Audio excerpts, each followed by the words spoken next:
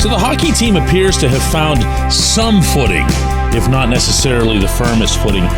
And all I want out of it is to get a little greedy. Good morning to you. Good Thursday morning. I'm Dejan Kovacevic of DK Pittsburgh Sports. This is Daily Shot of Penguins. It comes your way bright and early every weekday. If you're into football and or baseball, I also offer daily shots of Steelers and Pirates in the same place that you found this. The Penguins will be traveling to New York to face the Rangers tomorrow night at Madison Square Garden. I'll be traveling there myself to cover that game. And what I won't see when I get there is a pretty decent chunk of what I hope would be the franchise's future. And that's not necessarily a criticism. That's just what's it going to take to get to that more solid level? Because if we're all being honest with each other, even this 4-game winning streak, a lot of it's happening despite significant portions of the roster either not contributing or flat out not belonging. And most striking right now, of course, is that Jack St. Ivany is back in Wilkes-Barre, back in the AHL. I'm not so sure I thought he'd ever play another game at that level. Not with the way he came up, not with how smartly, how simply he executed, how he always seemed to stay within himself. But then, for whatever reason, this season began and all of that just went poof. Mike Sullivan talked about St. Ivany yesterday after practice in Cranberry. He talked at length. I'm going to play a small portion of that for you here. He's a very good defenseman. As far as the areas of his game, I think it's twofold. I think he has the ability to defend better. And some of that is just details, his gap control coming off the offensive blue line, the use of his stick on the entries, defending the rush, net front play, closing on people in the corner, when to have one hand on your stick, when to have two hands on your stick, boxing out at the net front, all the things, the details that we talk about with all our defensemen on a constant basis. And then as far as with the puck is just simplicity. I think the brilliance of Jack's game has always been in its simplicity. He's not turning pucks over. He's making the plays that are in front of him. There's a simplicity to his puck possession game that was very effective. I love that the head coach of the NHL team will get that specific when discussing what a young player needs to do. If only because it at least partly buries that whole narrative that young kids, he just doesn't like them, he hates them, this or that or whatever. He obviously favors the veterans, but it's not as if he's unaware of what it is that the young players still need to do. And I'll remind that Marcus Pettersson broke into this lineup at age 22, and the coach just loved him from day one. Occasional setbacks and all. But yeah, St. Ivany's going to be back. Ryan Graves, one would think, someday will be allowed back into the lineup, because if the only thing that's keeping him and or Jesse Puljujarvi out now is that the Penguins are on a winning streak, I'm sorry, that's just silly. These aren't the Stanley Cup playoffs. You can make lineup changes between W's. I'd like to see an impact forward in this mix. I'd like to see young players who could bounce. Noel Acciari, Matt Nieto, Kevin Hayes. But those players don't appear to be ready yet either. Emil Bemstrom is your leading scorer in Wilkes-Barre right now. Ville Koivunen hasn't stood out. Vasily Ponomarev has been hurt and hasn't stood out. Valtteri Puustinen took a stride backward this season. Rutger McGroarty, I'm hesitant to say anything here because, he just started collecting paychecks for hockey. But I'm not the one who started him out in the NHL this season and said that it was on merit. They did. And I'm not the one in Wilkes-Barre with 2 goals to show for 15 games.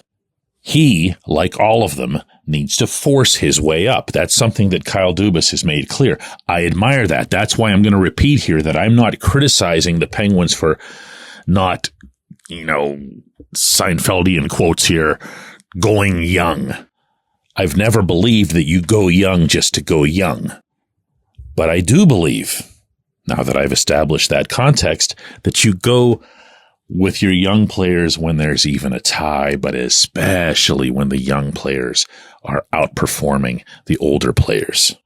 Now, hear me out and understand that I'm very much aware that Yoel Blomqvist gave up 6 goals on 26 shots last night over 2 periods before getting replaced for the third in a 6-1 loss to Hershey. I'm of the belief that Blomqvist is ready right now to play in the NHL. He's 22 years old. He's shown, I think, what he needs to show, at least at the outset of a rookie season. Not just from his strong performances, not just from some of the numbers, but also from his ability, his clear ability to bounce back from a bad goal, to handle adversity on the road, to make the biggest saves when they're needed the most. Is he a finished product? Wow. No, I mean, I certainly hope not at age 22. But is he ready? Yes. Would the Penguins be a better hockey team if he was getting the majority of the starts at the NHL level? Yes. Is he going to be at Madison Square Garden tomorrow? No. Somebody really needs to start figuring out what it is that they're trying to achieve this season, because that portion of it right there doesn't make sense. When we come back, J1Q. This episode is brought to you by BetOnline, your number one source for all your summer sports needs this season, from Major League Baseball, golf, NHL, NBA playoffs. Get the latest odds and lines, including all team matchups, player props, odds on just about everything that's out there. Head to the website today or use your mobile device to get in on the action. BetOnline, where the game starts. Abandoned ship, Bob. Sell the team. Are you a Pirates fan who is angry or apathetic about our perennial losing baseball team? Do you feel helpless because you don't know how to make a difference? Well, good news. We have something you can do about it. Join our Sell the Team movement. We're a group of passionate fans voicing our frustration and demanding change through billboard campaigns, press outreach, protests, and involvement at local city government meetings. Go to ourteamnothis.com to get involved.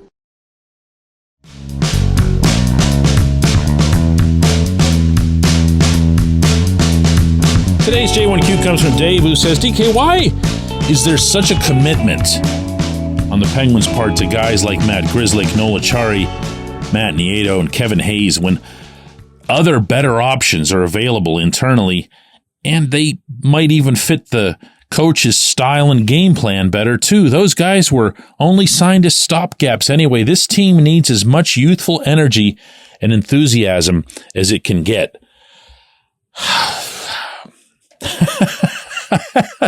If this feels like the repeat of a repeat, well, then there's probably a reason for that.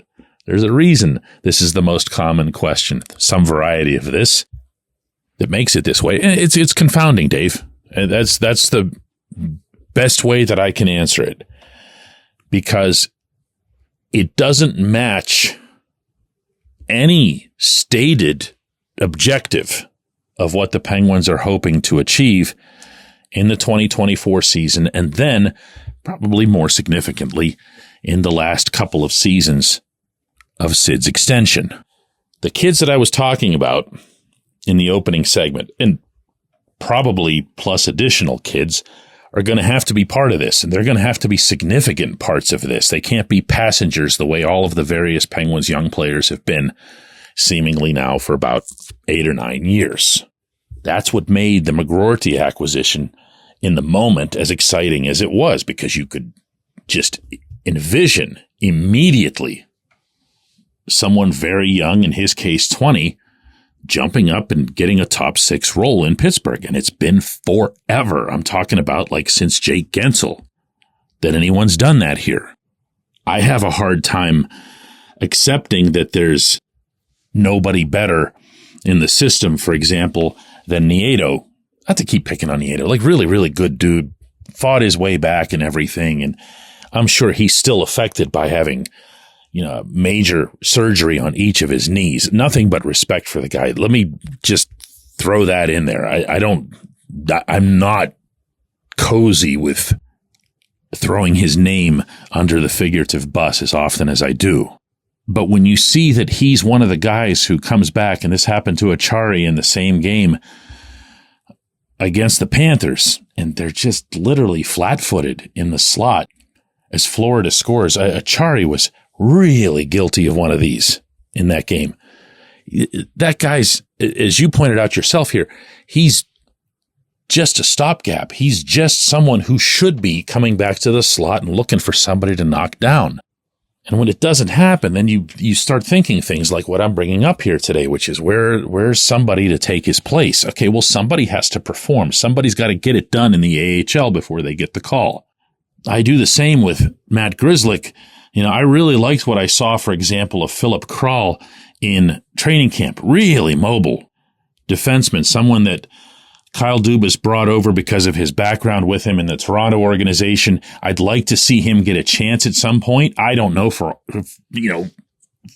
whatever it is that I know in the moment, he might be worse than Grzelcyk. I don't know, but I'd be willing to find out. The difference is that Grzelcyk's getting 2.75 and Kral's at pretty much minimum. So it's not so much, I think, that the head coach himself alone will say, I want the older guy. What happens, and this happened with Jeff Carter, incidentally, for 2 years. Mike Sullivan is really, really, really susceptible to overvaluing the impact of a veteran in his locker room. He believes, Sullivan does, that leadership begins and almost ends in the locker room. That's why he has his leadership council, and he had Riley Smith, for crying out loud, as part of it last season. And if those guys lead, if those guys work with Sid to make sure that the team is functioning and behaving as it should, then in Sullivan's eyes, all is as it should be. All right, great. But when one of your problems over the first quarter of the schedule is that the team looked comatose 90% of the time, I could not care less who is leading what. And I'm going to guess Dubas kind of feels the same way, since the one guy who might have been making the most difference in that regard was Lars Eller, and Dubas sent him away for a couple of draft picks they're not going to see for another decade or whatever it is. So yeah, I guess the theme of today's show between both segments, more than anything, is let's see these young kids step on the gas. Let's see them force the issue. And let's see the one player that I believe already has done that, Yoel Blomqvist, get up here right now and help this team win some games and not blow 3-goal leads.